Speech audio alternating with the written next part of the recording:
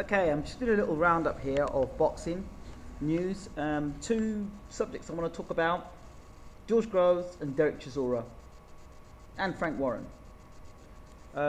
Recently, it's been well documented that Eddie Hearn has now signed George Groves.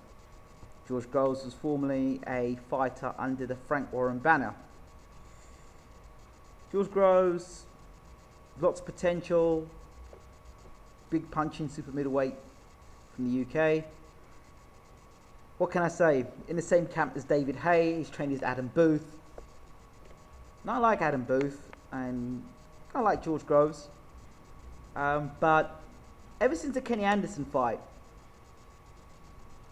there's been more questions than answers. Yes, he got dropped by Kenny Anderson, and he was badly hurt by Kenny Anderson. He answered the question about his heart and his guts. He got up off the canvas and he stopped Kenny Anderson. Fair enough. Kenny Anderson says he didn't have enough time to prepare. I don't know, it was a short notice he took the fight. So there's the rematch. And then Groves pulls out of that. Groves had a decent win, if you want to call it decent, against James DeGale. A fighter, in my opinion, and just my opinion, I think he's going backwards. I think his style, I think he needs to be taken further, and what June McDonald's done with him so far is great. But he's another fighter, like you've seen in my video with David Price, who needs to pick himself up and go to America. He needs to go to a gym with a trainer that's trained countless champions and knows how to handle an Olympic champion. For the talent that James DeGale is, he gets hit way too often, he sits on the ropes way too often, and his last 3 or 4 fights have been very poor and lackluster.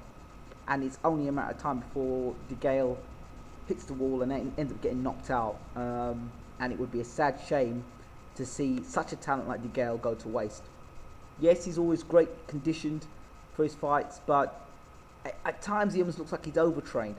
But anyway, let's go back to George Groves before I go up on the tandem at James DeGale. George Groves, like I've said, big, strong, powerful, question marks about his ability to take a shot from a heavy puncher. Has a style very similar to David Haye. Throws good combinations, like he did against Glenn Johnson. My concern about Team Groves, or maybe David Haye. David Haye is in sort of semi-retirement or retirement.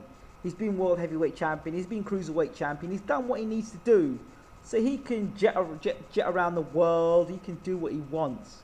You know, if he doesn't get the fight against Klitschko, so what?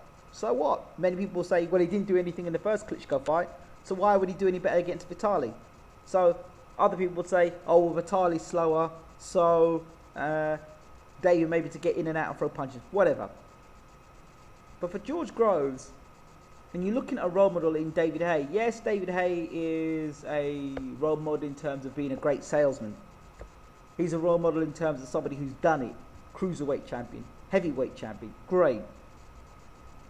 But at this stage of George Groves' career, where David Haye basically could just chill out and do whatever he wants, when he wants, how he feels, and considering George Groves has a lot of David Haye mannerisms and looks up to David, could there be a possibility here that George Groves, I don't think he believes he's David Haye, but the influence of David Haye being so relaxed and so cool and so calm and really not really passionate one way or the other whether he fights again or not, is that the sort of influence that George Groves needs around him now?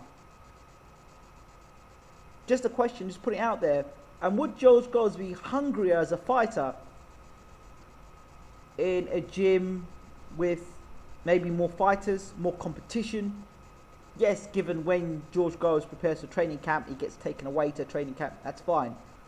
But with a low left arm and a chin that is less than, I would say, solid, you've just got to wonder, as he moves up the ranks and he fights better fighters with better hand speed and better movement, they'll time him with a straight right hand and he'll be on the canvas again. And unlike with Kenny Anderson couldn't finish, a better fighter will. Could you imagine if an Arthur Abrams was in the ring that night, or Andre Ward was in the ring that night, you know, or the top fighters, or a Carl Froch that night. These guys are finishers. So George Groves has got a lot of, you know, potential. I keep saying potential. And this other thing about him cancelling fights all the time. I mean, I've never known a guy to cancel so many fights. Cancel this fight, cancel that fight, cancel this fight. I mean, you know, that is not good for the fans either, who pay money to go and see George Groves fight. You know, cancelling fights here and there, like you know, like you're a world champion. You know, given you get injuries, fine, understood. You know, the Kenny Anderson fight, what happened there?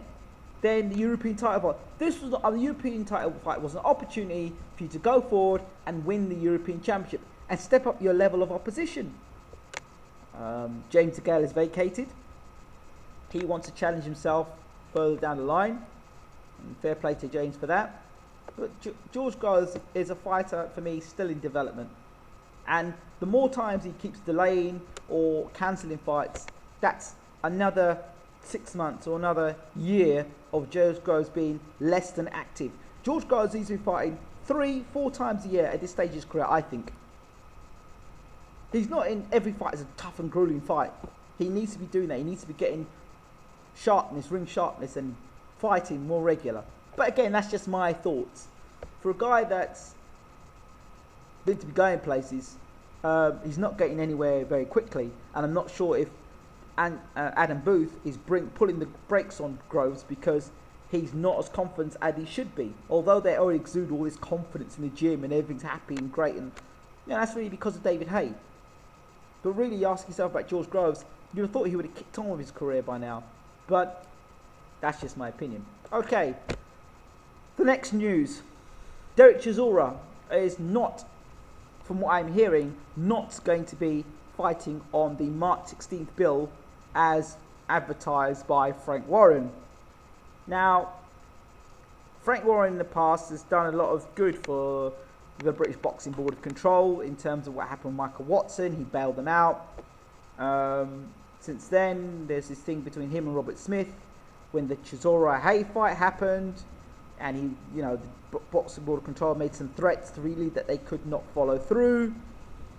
And now we've got this situation where Frank Warren has, I don't know if it was arrogantly he's done this, or he's done this out of complete just belief that the Board of Control, seeing that Chisora was out of the ring for so long and putting the fight up that in March he'd get his license back in time.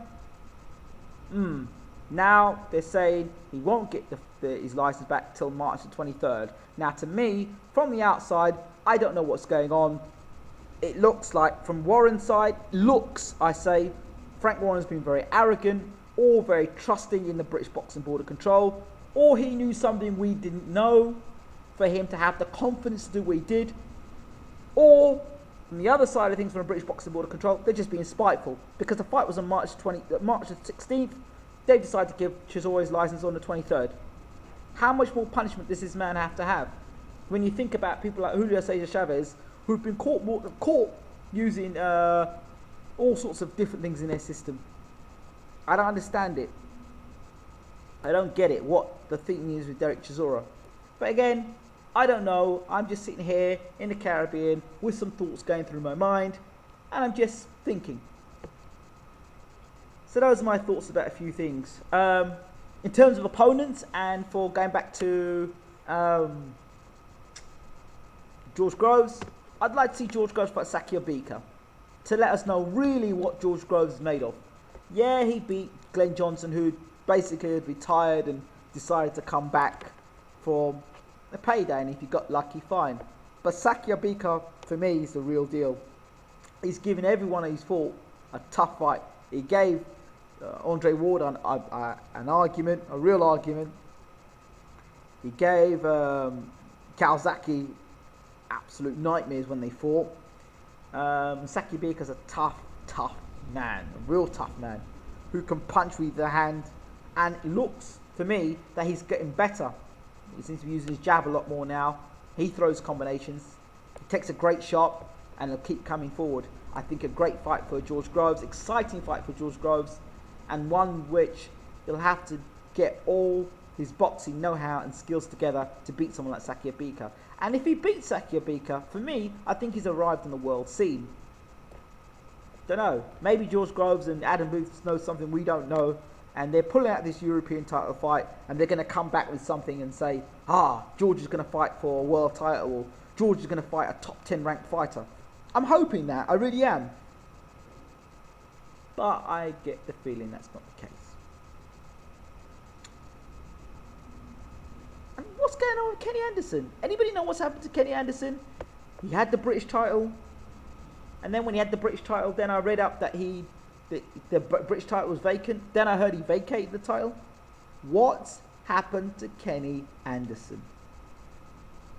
I personally, before George Groves moves on, he needs to fight Kenny Anderson again. There's too many questions.